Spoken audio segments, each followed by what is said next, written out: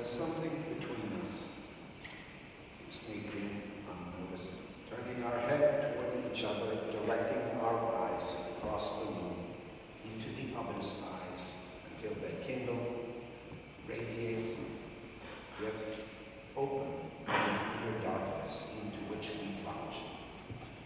Our eyes dazzled, while the phantom between us, a perfect puppeteer, draws our strands together for a fleeting moment of truth. Suddenly, it has become simple to lose yourself in love. One day you look for yourself and find nothing. At least, not where you would expect yourself to be, namely in yourself. Sure, you must be out of your mind. Not really, just like Mary, subject to a new paradoxical gravity which, gravitating into the air, lifts you up to her, heart over heels, a doting astronaut.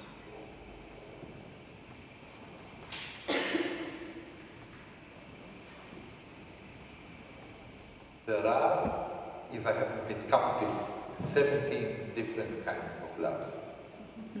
Not to be spelled out, of course, as they must be experienced with a trained awareness to be sure of telling them apart.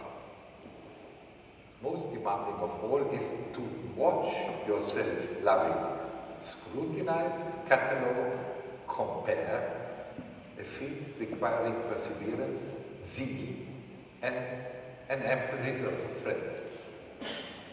Of all 32 love-inducing components, a mere 5 or 7 might manage, if fleetingly, to undermine reason. 20 or more are bound to achieve something more concrete, albeit without fully removing the peril of a single unfortunate item tipping the scales. The turn of a voice, for example, eyes placed too close to the nose, religious mania, or nipples inexplicably missing. The rarest of brands is number 16. People claim it doesn't exist. Believe me, it does.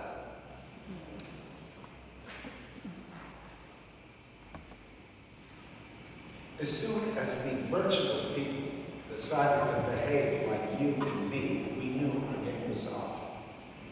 There they sit, too sleek of face for our comfort to pour their tea or languidly into each other's eyes or collapse laughing.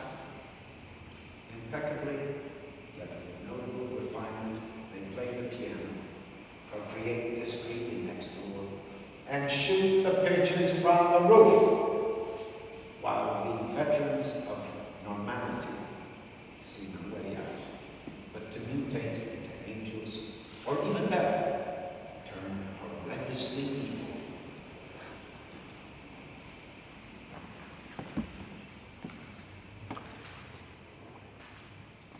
Join the club, be a cannibal.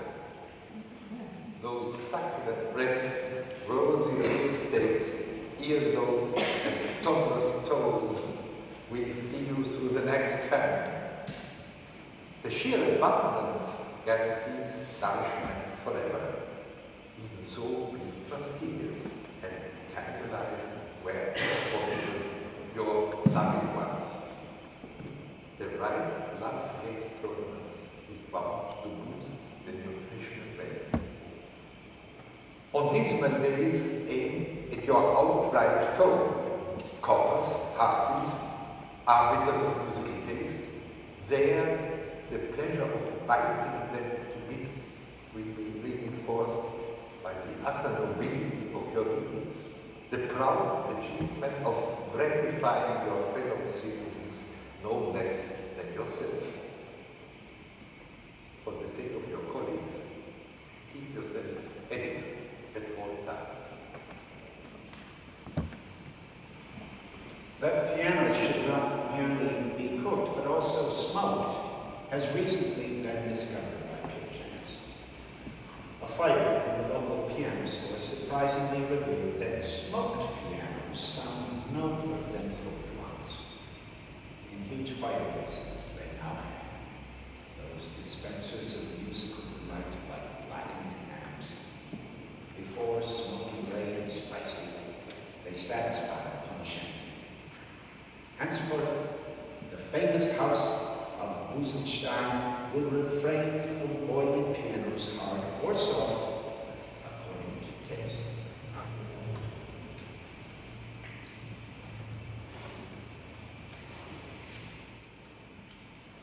One could stand there, left foot slightly forward, concentrated yet relaxed, a mature man, neither arrogant nor subservient, and wait for the audience to be silent and attentive, before one started to laugh explosively, to the point where somebody joined in, or in a serious country like Italy, shook his head.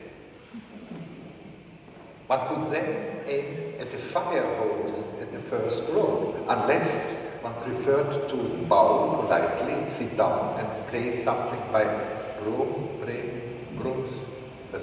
Brahms, while releasing simultaneously a handful of mice in order to make the ladies climb onto their chairs, squeak in terror, and pull their skirts over their heads, a maneuver that unfailingly makes the mice take flight.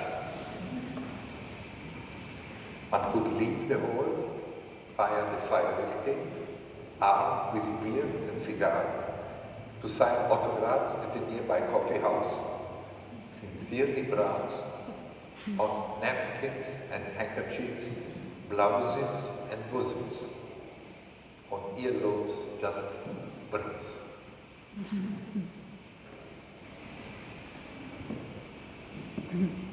Losing one's head is not devoid of danger.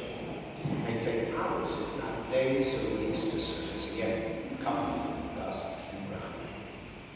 Instead of searching on all fours, you'd better tell the housekeeper to poke beneath the furniture with mop and broom.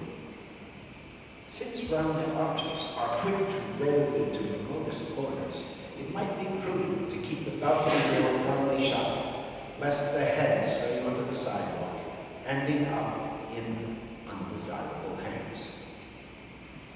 Headless piano playing is, of course, perfectly feasible.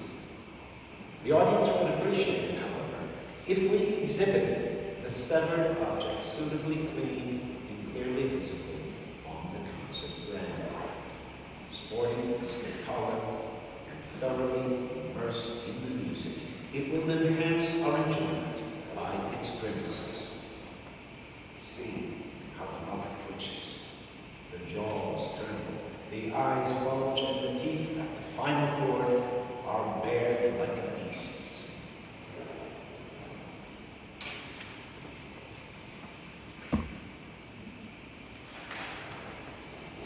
When, after the 12th encore, the tottering purveyor of sonatas, fugues, and polonaises waved his final goodbye, a faint tremor merged with the public's palpitations before, screeching and splintering, the golden organ leapt out from the wall and plummeted, smothering the concert band.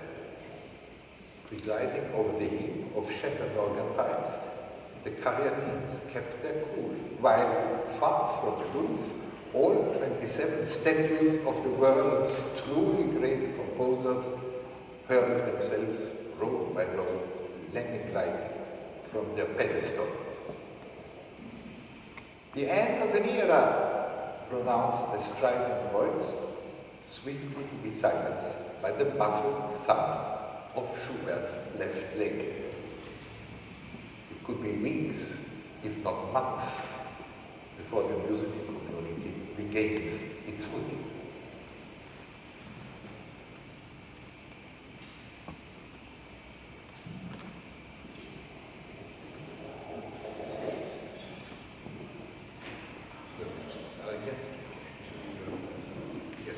The last part of this reading deals with sense and nonsense, which are not necessarily opposed to each other, but can in many ways combine, interact, overlap, or become indistinguishable. We are the rooster and the hen. We're also little chickens. And what about the egg? Who is the egg? We are the egg, the yolk as well as the white. Furthermore, we are the fox that gobbles the eggs. Gosh, we're everything.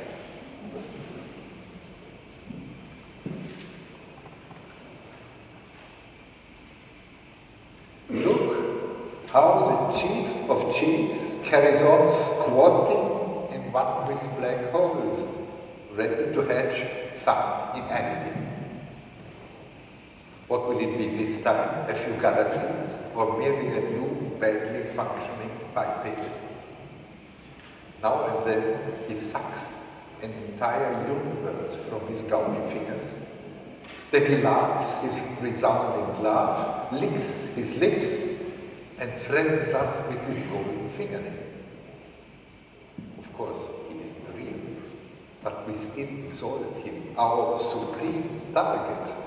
After all, we need something to shoot at or love.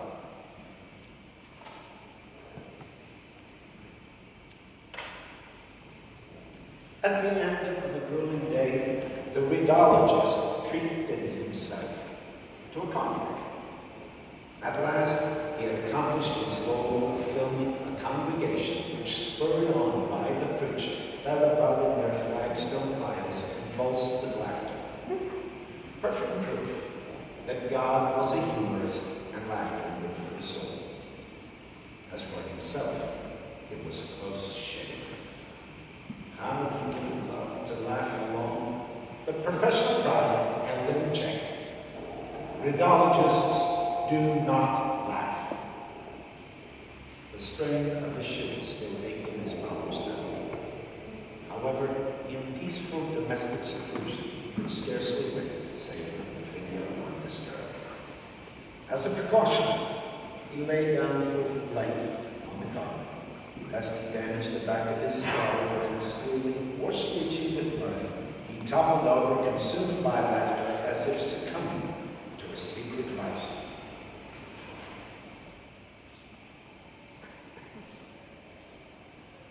He sprang from his mother's body, laughing, cheered on by the midwife who caught him in midair. He rushed through classrooms and barracks, laughing, swept through walls. Women laughed him, loved him, as he somersaulted, laughing with a ladder. Laughing, he subjugated the country, his laughter acquiring a sardonic note. When unannounced, he stopped laughing for good. His subjects rebelled. Too many had wanted to watch him die laughing.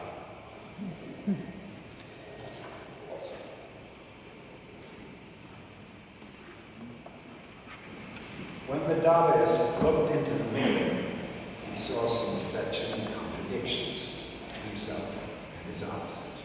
Tomfoolery in method, sense within nonsense, anarchy and poise, a slice of the world, yet nothing at all. The mirror image showed women, children, a sheep, Beethoven, mustachio, even little Jesus paid his respects with his tongue stuck out, of course. Not that any of this surprised him. He knew he was floating, as people in dreams float over flights of stairs, or keeping at least an airy balance, laughing with earnest eyes, muttering comical curses, gracefully howling. Might the contradictions vanish if one persisted long enough in reason?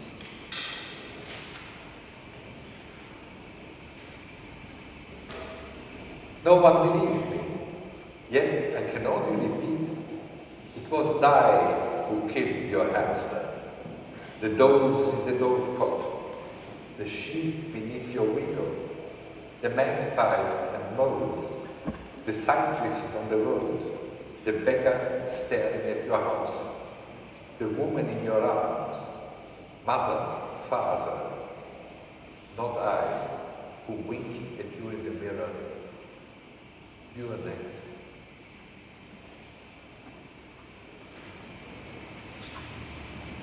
Having breathed our last, we instantly start breathing again. Our life runs in reverse. Only a moment ago they stood in line, our nearest and dearest, their faces twisted with weeping. Dry-eyed, they depart while our skin tautens, till we ourselves gingerly leave the house. Even the angels withdraw, fading in the mirrors like black imps.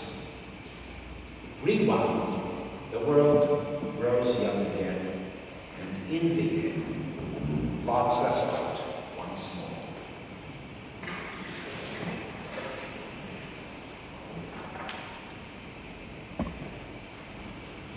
Merely expanding won't do. Let us temper ourselves as well, be rarefied, even evaporate without a trace.